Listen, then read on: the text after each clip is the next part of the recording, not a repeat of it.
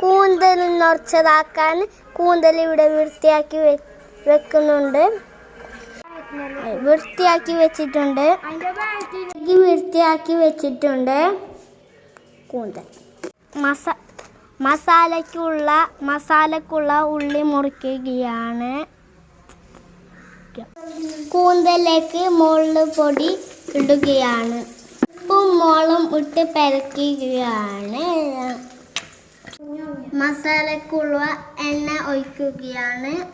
മസാലക്ക് ഉള്ളി ഒഴിച്ച് കൊടുക്കുകയാണ്. പാലക്ക് ഉപ്പിട്ട് കൊടുക്കുകയാണ്. ഇഞ്ചി വെളുത്തുള്ളി പേസ്റ്റ് ചേർക്കുകയാണ്.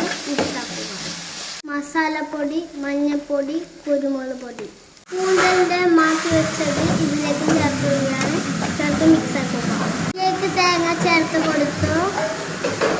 കൂന്തൽ നിറച്ചതിനുള്ള മസാല റെഡിയായി.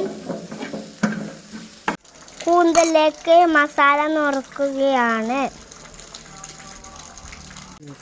നമ്മൾ കൂന്തൽ കുത്തി കൊടുക്കാൻ പോകുകയാണ്.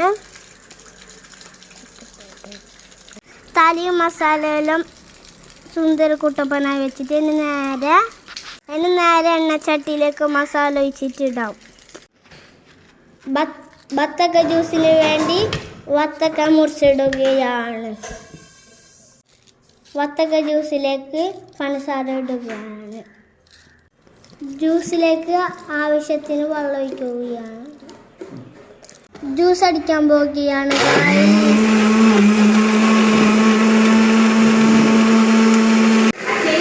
ജ്യൂസ് ജാറിലേക്ക് ഒഴിക്കുകയാണ്.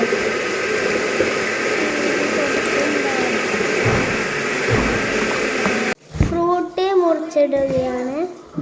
വത്തക്ക, ആപ്പിൾ ഫ്രൂട്ട് മുറിച്ചിടുകയാണ്. മാമ്പഴം ഫ്രൂട്ട് മുറിച്ചിടുകയാണ്. മൂസമ്പി ഫ്രൂട്ട്സ് മുറിച്ചിട്ടു വെച്ചു.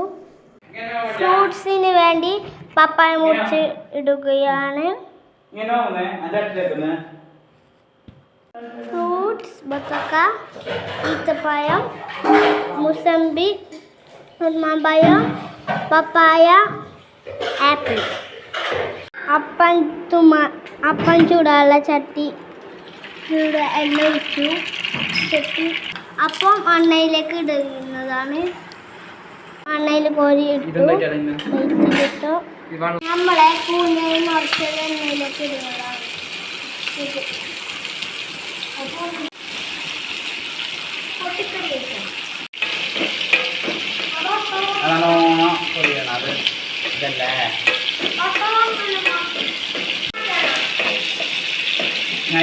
കൂന്തൽ നിറച്ചത് വെന്ത് വന്നിട്ടുണ്ട്. മാറ്റാം നമുക്ക്.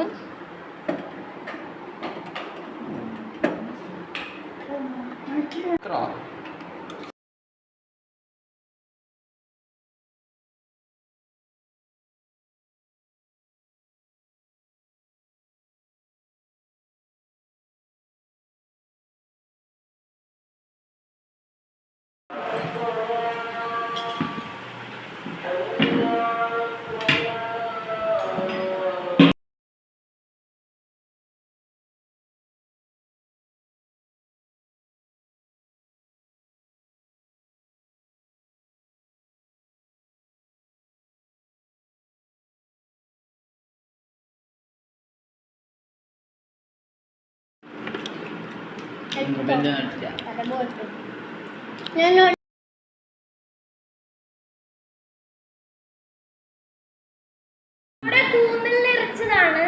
നമുക്ക് ഇത് ആദ്യം കോരെടുക്കാം. എന്നിട്ട് ഇതില് മീശൊക്കെയാണ്.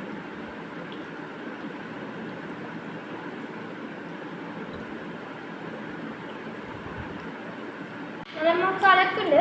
നല്ല അടിപൊളി ടേസ്റ്റ് ആയിട്ടുണ്ട്. അപ്പോൾ നമുക്ക് വേണമെങ്കിൽ ട്രൈ ചെയ്ത് നോക്കാം. കസും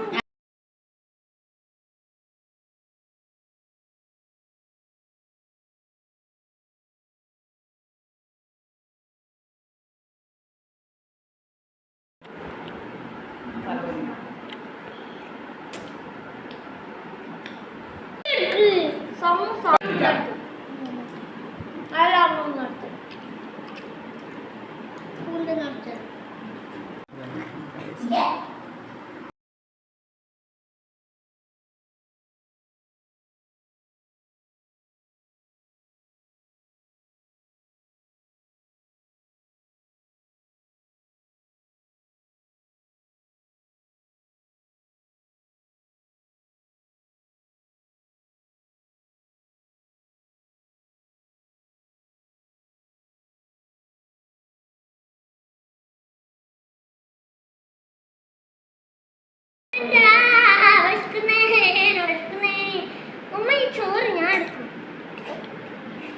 അനക്ക് ഈ ചോറാണ് ഇത്രയുള്ള ചോറ് അനക്ക് ഭക്ഷണം അപ്പൊ ഇത്രയുള്ള ചോറായിട്ടില്ല എന്തിനാണ് ഭക്ഷക്കുമ്പോ ഇത്രയുള്ള ചോറായിട്ടില്ല നിങ്ങൾ കമന്റ് ചെയ്യും ഭക്ഷക്കുമ്പോ ഇത്രയുള്ള ചോറായിട്ടില്ല ഭക്ഷണിട്ട് കഴിഞ്ഞില്ല അപ്പൊ ഇത്രയുള്ള ചോറ്